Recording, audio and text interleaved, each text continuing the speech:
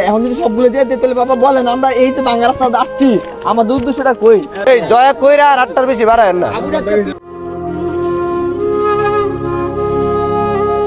ওই যে এরা এখন 4 ফ্যামিলির জন্য ওইখানে নিয়ে যাইতেছে, তো এই দিক দিয়ে ঘোরাটাই পানি। আমাদের কৃষ্ণাম্বরবাসী জনাম্বর মাদ্রাসার পক্ষ থেকে আপনাদেরকে জানা আন্তরিক মোবারক অভিনন্দন।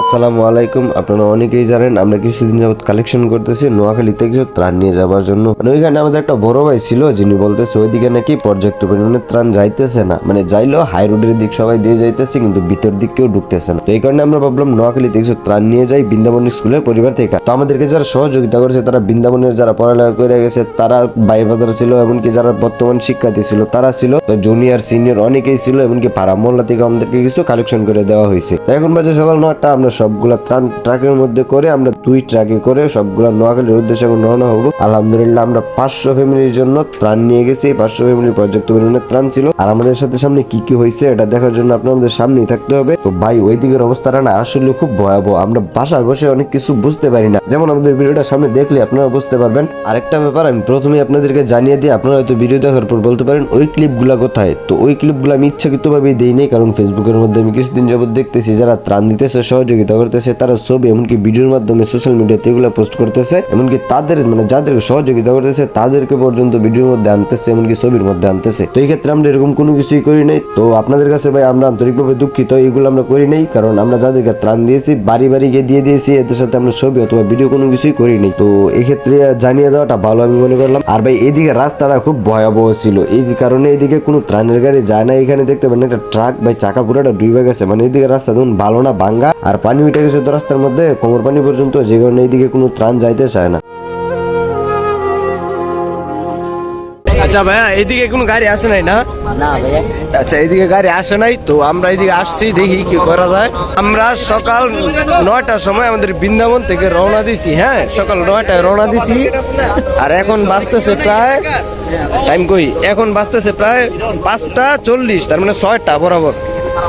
তো সকাল 9টায় রওনা দিয়া আপনার 6টার মধ্যে এখানে এসে পৌঁছাইছি, তাহলে বুঝতে পারেন আপনারা আমরা কতটুকু ভিতরে আসছি।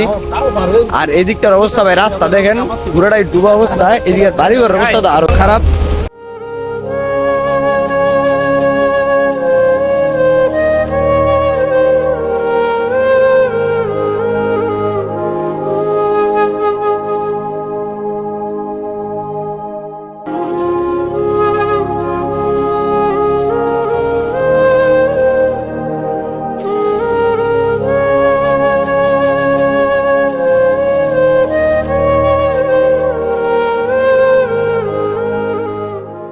একজনে 2টা করে নিয়ে না, সাহায্যের রিকোয়েস্ট করি এতটুকু ভাই, আর 2টা প্যাকেট দেবো।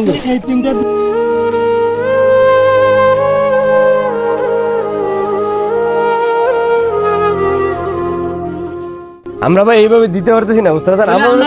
আমরা তো একটা হিসাব আছে বুঝছেন,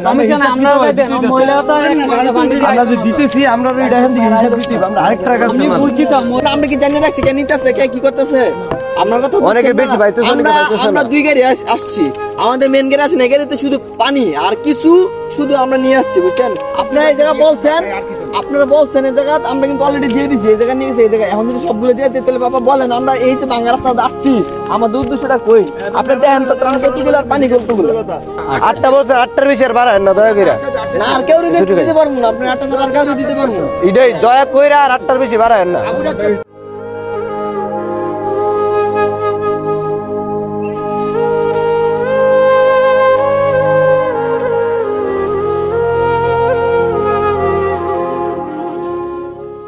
ওই যে এরা এখন 4 ফ্যামিলির জন্য ওইখানে নিয়ে যাইতেছে, তো এই দিক দিয়ে ঘোরাটাই পানি, যে কারণে আমরা যাইতেছি না, ওদেরকে দিয়ে পাঠাই দিচ্ছি, আর বাকিরা এখানে আছি আমরা।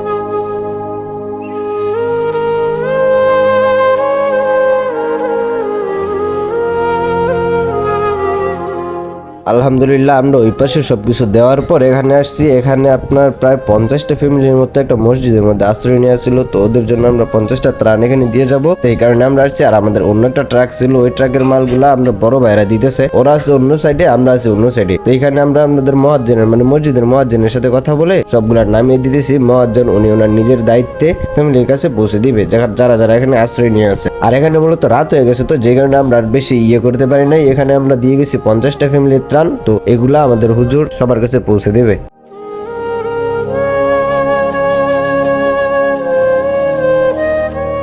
আমরা ইনশাল্লাহ আবারও আসবো অন্য খাবার টাবার নিয়ে। এখন আবহাওয়া তো আইসা খুব খারাপ লাগতেছে, তো আমরা আবার পানিটা একটু শুকাইলে অন্য খাবার টাবার নিয়ে আসবো আমরা ইনশাআল্লাহ চেষ্টা করব আমাদের ঘর বাড়িগুলো পুরোটা আবার ঠিক করে দেওয়ার জন্য। আপনারা দোয়া করবেন, সাথে থাকবেন, বাস এইটুকু।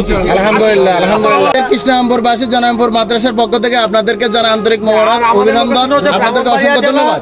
ব্রাহ্মণবাড়িয়া জেলা বানসারামপুর থানা। যারা যারা আপনাদের পাশে ছিল এবং আমাদেরকে অনেকজনে টাকা দিয়ে আপনাদের লোকেশনটা একটু বলে দেন প্লিজ। আমাদের ব্রাহ্মণবাড়িয়া জেলা বানসারামপুর থানা, রূপসদি গ্রাম, বৃন্দাবন উচ্চ বিদ্যালয়ের সাবেক শিক্ষার্থী আমরা। আলহামদুলিল্লাহ, ধন্যবাদ সবাইকে।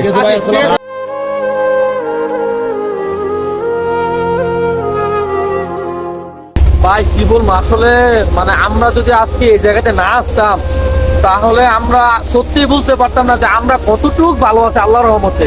ওরা থাকার কোনো ইয়া নাই, স্কুল কলেজ মাদ্রাসায় যে যেভাবে পারতেছে থাকতেছে, কিন্তু এদিকে মানে পর্যাপ্ত পরিমাণ ত্রাণ আসতেছে, কিন্তু ভিতরে কেউ আসতেছে না। আমরা শুধু একটা মাত্র গাড়ি আসছি। আপনারা চেষ্টা করবেন যত দ্রুত সম্ভব এই একটু ভিতরগুলোতে আসার জন্য। বলে দেবো একটু, নোয়াখালী পলোয়ান ফোন।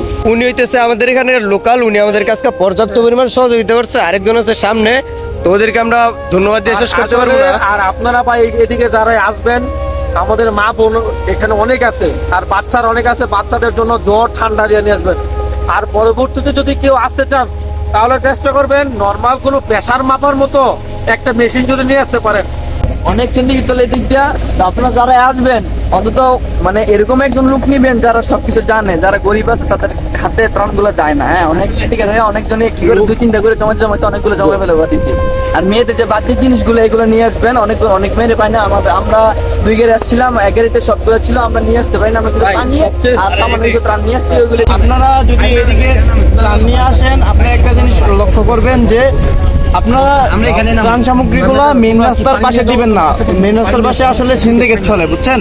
ওইগুলো ওরা কি করে নিয়ে অল্প টাকা বিক্রি করে দেয়। আবার আপনারা পারলে একটু লোকালে ঢুকবেন, লোকাল গ্রামগুলোতে ঢুকবেন, দেখবেন যে কি একটা অবস্থা। এরা কোথাও বেরোতে পারছে না, বাজারে যেতে পারছে না, রুমের মধ্যে বন্দি বা চৌকির মধ্যে বা খাতের মধ্যে এরা কোনোভাবে থাকতেছে। আপনারা চেষ্টা করবেন যে ভিতরে আসার জন্য, লোকাল গ্রামগুলোতে ঢোকার জন্য।